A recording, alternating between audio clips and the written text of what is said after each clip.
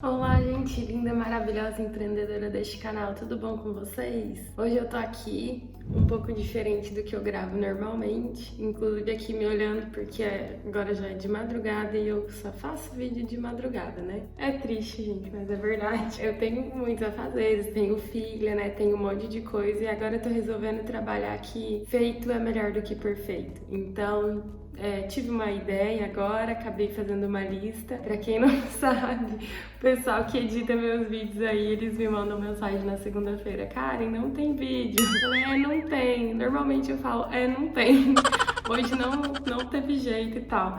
E eu tenho uma semana, gente, pra mandar o vídeo pra eles. E eu sempre mando na madrugada de domingo pra segunda. É verdade. Então só vou dormir depois que o vídeo carrega pra eles poderem editar. Inclusive, um beijo, amor. Obrigada por me aguentar.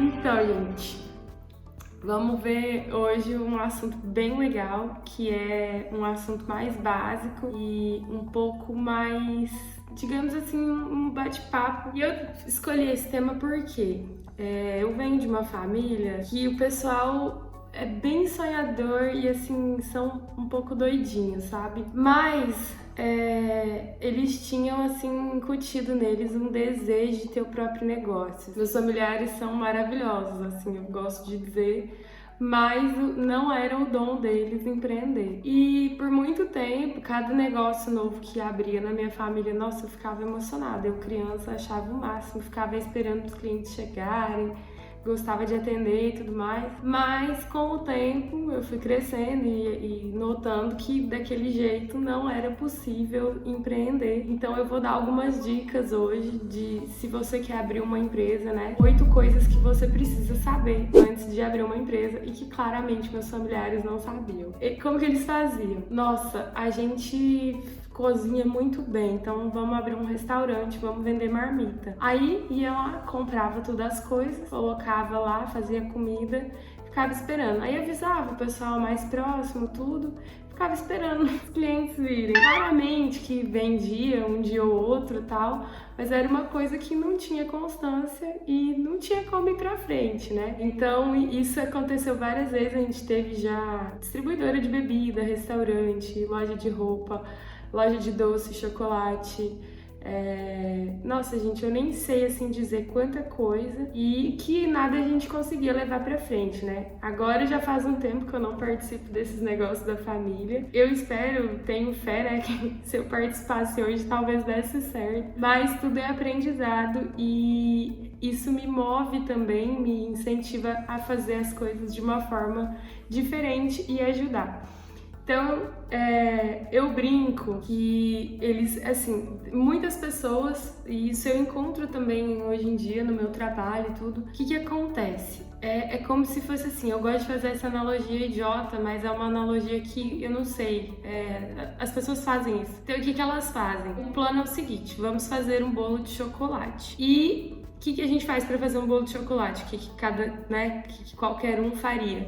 Então vamos lá, coloca a farinha, o chocolate, os ovos, o leite, fermenta, etc. Bate e coloca assar, né? O bolo vai ficar pronto. Só que a maioria das pessoas faz o quê? Parece que no meio da receita, ela meio ali que se perde e aí dentro do bolo ela bota uma latinha de cerveja, um parafuso, uma colher, mistura a colher, sabe? Isso nunca vai chegar no bolo de chocolate, que é o objetivo. Então, muito da dificuldade é traçar um planejamento adequado e conseguir chegar nele. Então, vamos pra lista aqui, né? Feito esse desabafo, digamos, né? Mas, então, que é o negócio? Primeiro ponto que eu vou colocar aqui. Hoje a minha listinha tá aqui atrás, tá? Que eu fiz no computador.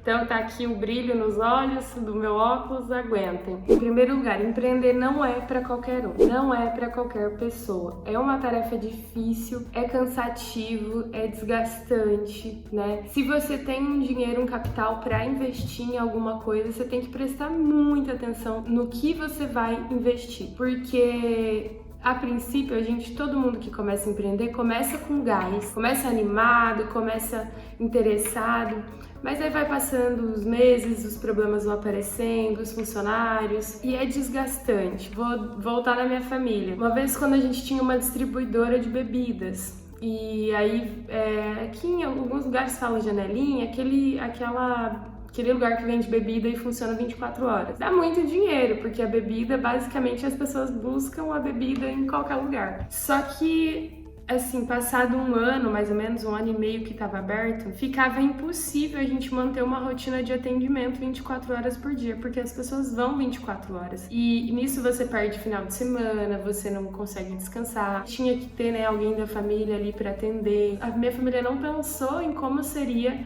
nos meses seguintes, né?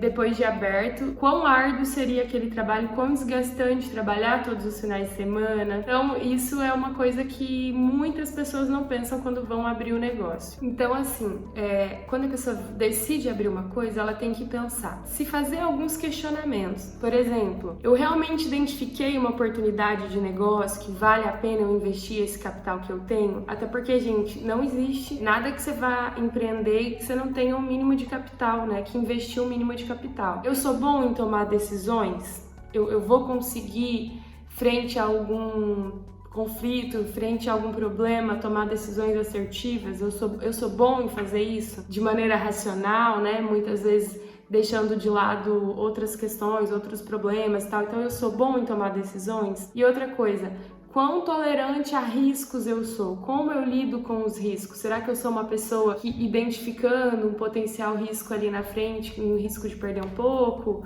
ou enfim, de ter algum problema, como que eu vou lidar com isso? Eu tenho coragem de arriscar? Eu vou me prevenir e fazer o suficiente para que esse risco não me afete tanto? Então, esses questionamentos é muito importante se fazer para saber se você vai conseguir lidar com os problemas que vão vir com a abertura de um negócio. O segundo é identificar um segmento de negócio correto, tanto que se alinhe com o teu perfil, quanto que se alinhe com o mercado, com as expectativas que você tem. A minha família abria um negócio no susto, não fazia uma pesquisa, nem uma pesquisa mínima de mercado. Então, às vezes, digamos, tinha um restaurante ali na esquina de baixo, eles queriam abrir outro na esquina de cima, vendendo a mesma coisa, do mesmo jeito e tal. Então, qual que é o diferencial? Será que era o segmento correto para aquele local? Eu digo local regional ali, a localização, né? O público que seria atendido e tudo isso. Então, é muito importante identificar o segmento correto. Por exemplo, se você não tem conhecimento nenhum sobre computador, sobre tecnologia, como que você vai vender computador, né? Não faz o menor sentido. A não ser que seja um investimento de capital, investimento anjo, né? Basicamente, você não vai ter nenhum sentido em trabalhar com alguma coisa desse tipo. Então, identificar o segmento correto para você abrir o teu negócio. A terceira coisa é escolher os sócios com muito critério. E eu sou, assim, já até suspeita para falar sobre isso, inclusive, eu tenho vídeos aqui que falam sobre os desafios de um sócio não familiar, de trabalhar numa empresa familiar, né? Alguns vídeos aqui eu tenho a respeito disso, vou deixar aqui no card para vocês darem uma olhada, e é bem desafiador quando você tem que escolher o sócio. Por quê? No calor do momento, quando você tá mega animado com essa ideia de abrir um negócio, e a pessoa também, a gente acaba abrindo um negócio com amigos, com familiares, com, né, pessoas próximas e tal, que já tem uma relação de amizade, uma relação próxima de um laço familiar, alguma coisa assim. Só que o que segue depois é uma coisa que às vezes nenhum dos envolvidos está preparado para lidar. Porque tem divergência de opinião, tem divergência financeira, eu tô trabalhando mais e nós estamos ganhando a mesma coisa. Enfim, várias coisas que tudo isso deve ser pensado quando você vai abrir uma empresa, né? Escolher muito bem a pessoa com quem você vai abrir a empresa e documentar tudo isso, gente. Faça um acordo de sócio, estabeleça no contrato social todas as coisas que você precisa e tudo isso. O quarto ponto é ter um plano de ação. E aí eu volto lá na história do bolo de chocolate, porque, gente, se você não tem um plano de ação que te possibilite chegar onde você quer chegar, nem compensa começar. Porque aí se você vai se perder no meio do caminho por problemas alheios aos que já tem de verdade, porque tem problemas de verdade, e no teu plano de ação você já tem que incluir a prevenção desses problemas, a análise de risco, a possibilidade de que eles venham a acontecer. Então, se você não elaborar pelo menos um plano mínimo de ação, independente do tamanho do teu negócio, nem precisa abrir, porque tá fadado ao fracasso. O quinto ponto é: o empreendedor vai precisar de ajuda. No início é comum que a gente faça tudo sozinho. Muita gente tem trabalhado com e-commerce agora. É uma ideia super legal, né? É uma forma muito legal de trabalho, diminui custos com aluguel, né? Com ponto físico, que inclusive é o próximo ponto que eu vou dizer. Mas assim, você consegue, mais uma vez eu te falo, você consegue no início trabalhar sozinho, mas depois você vai precisar de ajuda. Isso também tem que estar no teu planejamento. Porque se você vende mais, consequentemente, você precisa contratar alguém para te ajudar. Isso não é ruim, só que também é uma coisa que tem que estar no teu planejamento. Isso também inclui para que você possa ter uma folga, né? Tá incluído o fato de que você vai precisar ter uma folga, porque senão você não vai conseguir trabalhar e render o quanto você precisa. Então, pensar em alguém para te ajudar, contratar um funcionário, um estagiário, dependendo do ramo, né, de atuação e tal, faz bastante sentido também.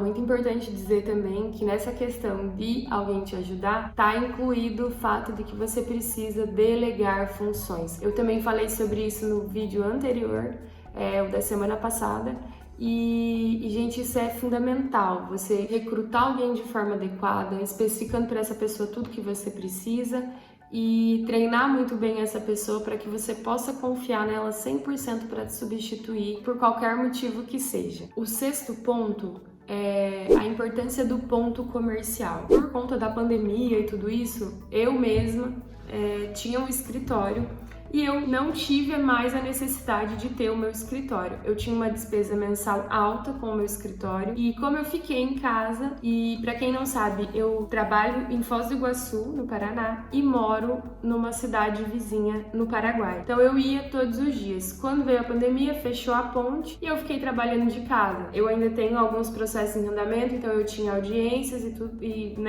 todas essas coisas foram sendo feitas online. E aí não tinha a menor necessidade. Quando, depois de um ano, quase a ponte abriu, eu fui para Foz, fiz uma reunião com as minhas sócias e decidimos fechar o escritório, porque não fazia mais sentido, nem para mim, nem para elas, manter o escritório aberto com os mesmos gastos. Mas quando você vai escolher um ponto, você tem que levar isso em consideração também. Inclusive, para advogados iniciantes, eu o que faço é indicar que, a princípio, não abram escritório, trabalhem de casa e de acordo com a necessidade, né, se for aumentando, aí sim procure um lugar para trabalhar, num lugar adequado. Por exemplo, se você não é advogado, mas você vai abrir uma loja shopping, tem um fluxo maior de pessoas, mas tem um custo mais alto de aluguel e tudo isso. Então, essa escolha do ponto comercial, ela não pode ser intuitiva, né? Você tem que analisar geograficamente o lugar, o público que você quer alcançar. Então, se você quer alcançar um público C e D, se o teu produto é destinado para um público C e D, você não vai abrir uma loja num shopping de luxo, né? Isso é meio básico, mas parece que tem gente que não pensa muito nisso. Então, analisa se primeiro você vai precisar de um ponto comercial e segundo, a localização geográfica, o público que você quer, para daí escolher um ponto se for necessário. Sétimo ponto, o cliente é a chave do negócio. Gente, nesse aqui, olha, eu devia colocar essa parte no não seja burro. Quem nunca entrou numa loja que tá largada as moscas lá, aí você entra interessado em olhar com o produto e a vendedora vem com uma cara que chupou limão para te atender. Gente, isso aí é o que envenena qualquer empresa, é uma das coisas, né? Porque você não precisa de cliente, você não precisaria que eu comprasse, que todas as pessoas que entram na loja comprassem. Parece que quando você entra na loja, a pessoa tá te fazendo assim, um favor de muito mau gosto em te atender. Outra coisa também que eu vejo, às vezes a empresa delivery agora, né, manda produto errado, o cliente reclama, em vez dele solucionar o problema, oferecer um brinde, alguma coisa, fica bravo com o cliente, gente. A empresa errou e a empresa briga com o cliente, em vez de tentar solucionar. Eu sei que tem muito cliente chato, né, que tem gente sem noção em todos os lugares, mas assim, Você tem que fazer por onde, primeiro que o cliente não reclame, né? O ideal é que o cliente não tenha motivos realmente para reclamar. Mas a gente sabe que vai ter gente que vai reclamar de tudo. Ok, mas aí como que você lida com isso? Essa é a diferença, né? Da forma que você vai lidar. Porque se você perde a razão, xinga o cliente no WhatsApp ou xinga o cliente lá na tua loja, quem tá errado é você. Porque você precisa do cliente muito mais do que ele precisa de você. E isso que a gente tem que entender enquanto empreendedor. É difícil fazer esse exercício de resiliência, de manter a calma, a tranquilidade, mas a gente precisa do cliente. E por último, o 8º ponto é possível ser um bom dono e ser o chefe. E que isso quer dizer? Se você se prepara, se você passa a cuidar não só da empresa, mas também de você como pessoa, trabalhar sua resiliência, sua capacidade de aceitação, de liderança, de influenciar pessoas, né, de paciência mesmo, de entender seus funcionários, de se preocupar com eles. É possível você fazer isso tudo, delegando funções também, porque senão, óbvio, você não vai conseguir fazer tudo. Mas é possível trabalhar também na tua empresa, ser o dono e demonstrar ser uma boa pessoa, porque isso é muito importante. Quando você consegue levar as coisas de uma maneira tranquila, com regras claras, né, com funções bem delimitadas, com sanções bem delimitadas também para que seus funcionários não tenham dúvida, você consegue ser dono, ser chefe e ainda ter paz, que é o que eu considero mais importante. Já falei aqui inúmeras vezes no meu Instagram também. Então, esse é o vídeo de hoje. Eu espero que vocês tenham gostado, né? Fiz esse formato mais trocando ideia, mais informal. E já quero pedir para vocês se inscrevam no canal, deixa seu like se você gostou, me segue no Instagram também e fica por aqui que vai ter mais.